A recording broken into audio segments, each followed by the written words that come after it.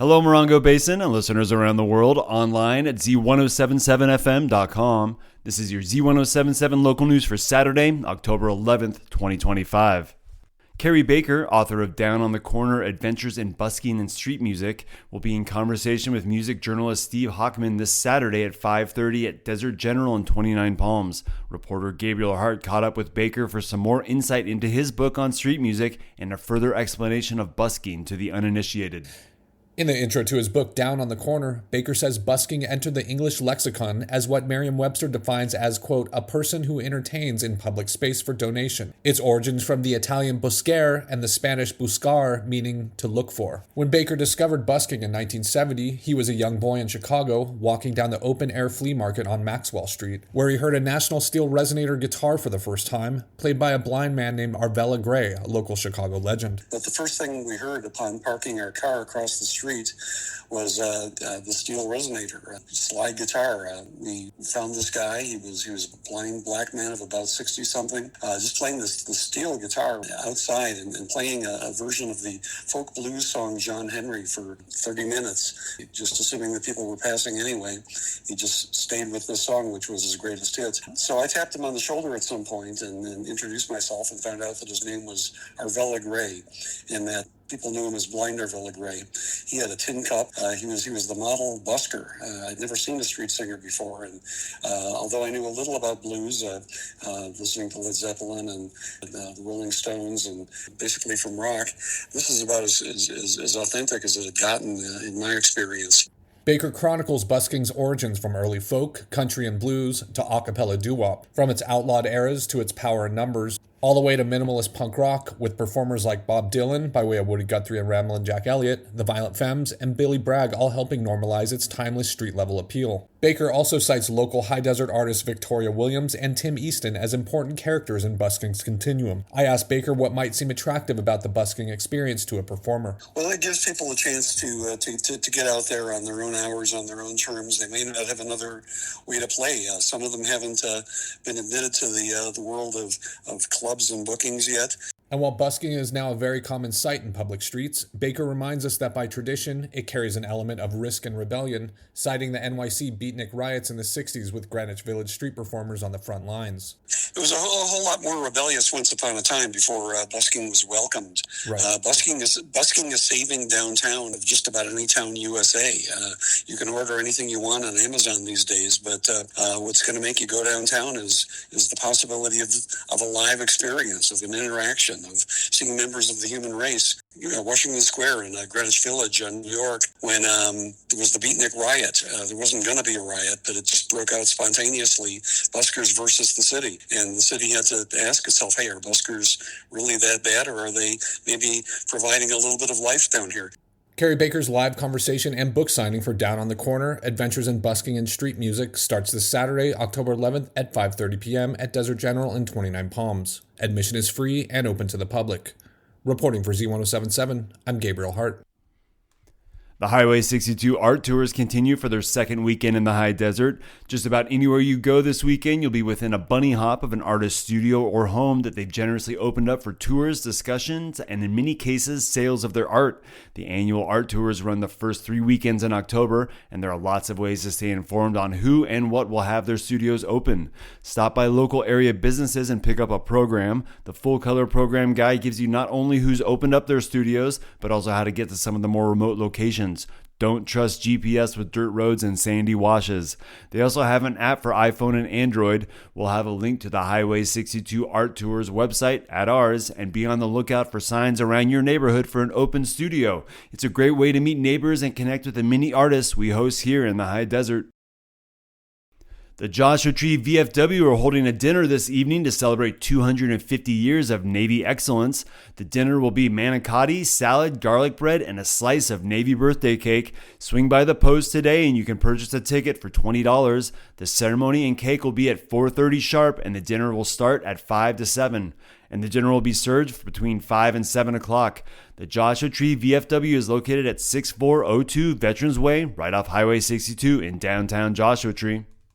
And in addition, the second Saturday Joshua Tree Art Crawl is happening this evening at various downtown Joshua Tree galleries. Reporter Gabriel Hart rejoins us with what's happening at those participating spots.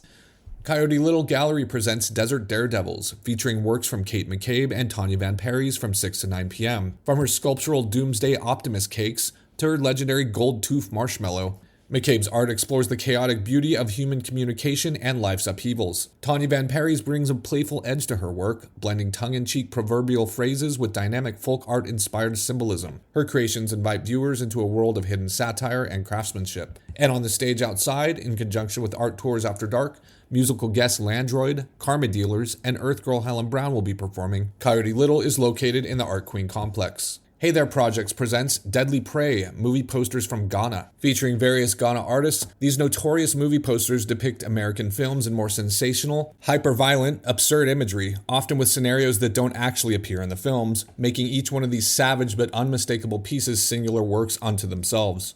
Opening reception from 6 to 9 p.m. La Matadora Gallery continues their art tour exhibit, Benedito's, Cabin Blessings by gallery owner Kalina, which contain horseshoes, good luck charms, and protective amulets encased in trivets, then cured in resin, each with its own original poem. The show also features art by Alea Bone and Diane Bombshelter of the local band Bombshelter Alley. Reception from 5 to 9 p.m.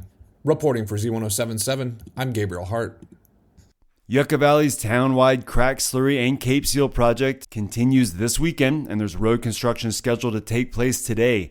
Airway Avenue from State Route 62 to Sunny Slope Drive, Paxson Road from Red Bluff Avenue to Imperial Drive, and Murrieta Avenue from Redondo Street to Paxson Road will all have closures.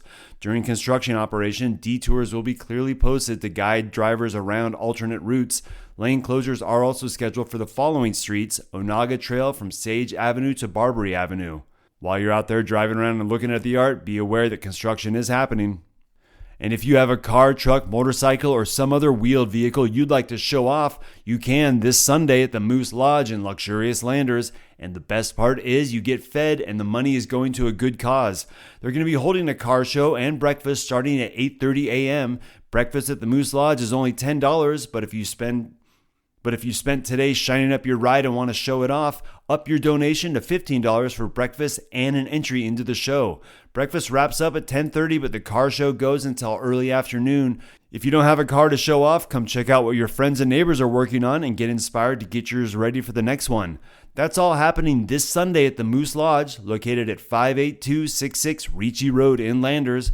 Breakfast and the car show begins at 8:30 a.m. And if you have any questions, you can give Jeff a call at 626-483-8587. And as it continues to cool down, wildlife is a little more active during the daytime hours. The roadrunners, a common and curious desert dweller here in the Mojave. And joining us with more details about this charismatic cuckoo is reporter Annalise Kuiper. Many residents in the Morongo Basin have a familiar roadrunner, which seems to frequent their property. Some people feed roadrunners, giving them dog food or even hamburger meat. Neither are a good idea, as they don't contain adequate levels of calcium to sustain a roadrunner's bones. If you offer food and water to your local bird population, a roadrunner may hang around to catch and eat those birds, thereby supplementing its calcium intake. It's best to let them catch their own prey, which they are very quick and efficient at. With their long, heavy bills, strong legs, and large feet, they easily catch and feed on birds, snakes, rodents, insects, scorpions, and young mammals like rabbits. They are excellent pest controllers too, so welcome a resident roadrunner into your garden. They will help you get rid of all kinds of pesky herbivores, including those enormous green-horned tomato worms that invade and devour your nightshade vegetables. Adult birds are 20 to 24 inches in size, brown, with white, black, and beige streaks, and have a crest on their heads. They lay 3 to 6 eggs in a saucer-shaped nest in mesquite bushes, shrubs, and large cacti. The young hatch at intervals, and if food is scarce, the largest young will hog all the sustenance, leaving their smaller siblings to starve. The roadrunners coo, coo, coo,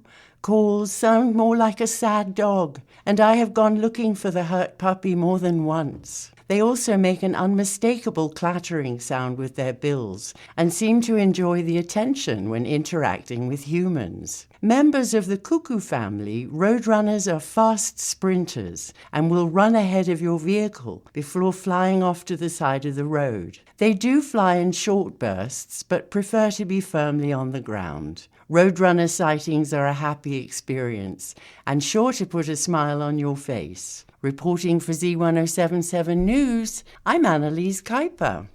And that's your local news for Saturday. You can hear local news 7 times a day, 7 days a week at 7, 8, 9, noon, 4, 5, and 6. More Morongo Basin residents get their local news from Z107.7 than any other source. Reporting out of Joshua Tree, California, alongside the award-winning Z107.7 News team, I'm Robert Hayden.